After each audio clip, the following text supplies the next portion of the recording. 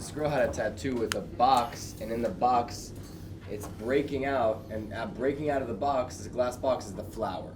So the whole idea, to me, of the whole left thing is religion is suppressing the growth of the woman or the man or woman.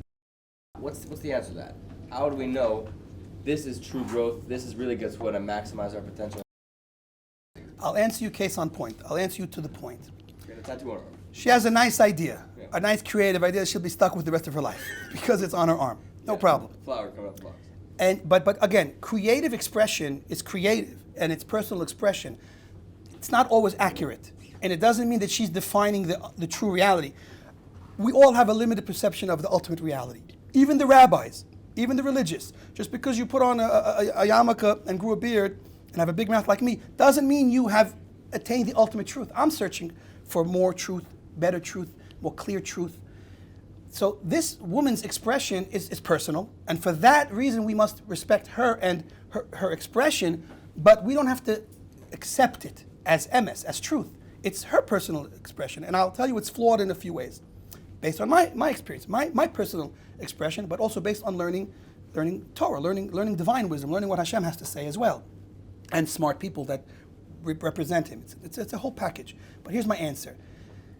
It's unfortunate that she put it on her arm because she can't change the picture. What she really should put in the picture, which is what she's really trying to say, is this picture of this wonderful thing sprouting from the ground is a bunch of weeds. Nobody wants weeds, but weeds naturally grow. When you put water in the ground, there are going to be weeds that pop up. We have to select and determine what's growing that's a weed and what's growing that's a beautiful flower. We have to nurture the flower and we have to get rid of the weeds. She thinks that whatever comes out of her brain, that's not even her brain, by the way, it's just her brain that's been produced by whatever she's been fed, is emes, because that's what she feels. But she's wrong. Animals feel, human beings think. Follow your heart is a fallacy. A fallacy. Follow your heart means be stupid. Be stupid. Or, if you want to take the positive language, don't be smart. Why? Because a brain is the thinking tool we have. The only thing we have in us that thinks and that can process and evaluate is our brain. Our heart is pure feeling.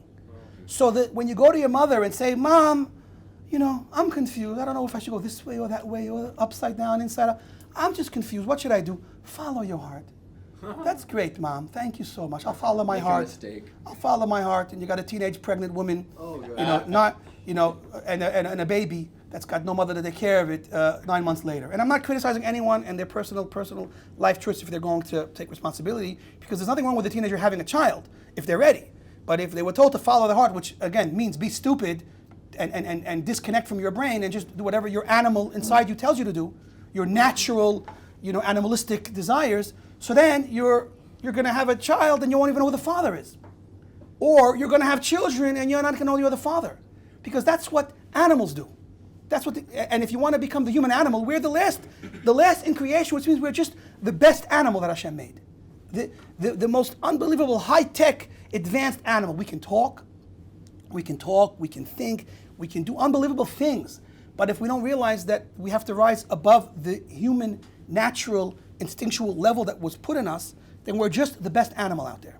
Okay? And then ultimately the worst animal out there. You know why? Because it's with that freedom of choice that we were given, that freedom of expression, is that we can pervert what we were meant to be. An animal cannot pervert what it was created to be. It is what it is. We can pervert what we were created to be. So when we exist on our human animalistic level, we still have choices of taking that and being at least good with it or being evil with it. And so when we choose the evil path of our animalistic existence within, so we are worse than the animals.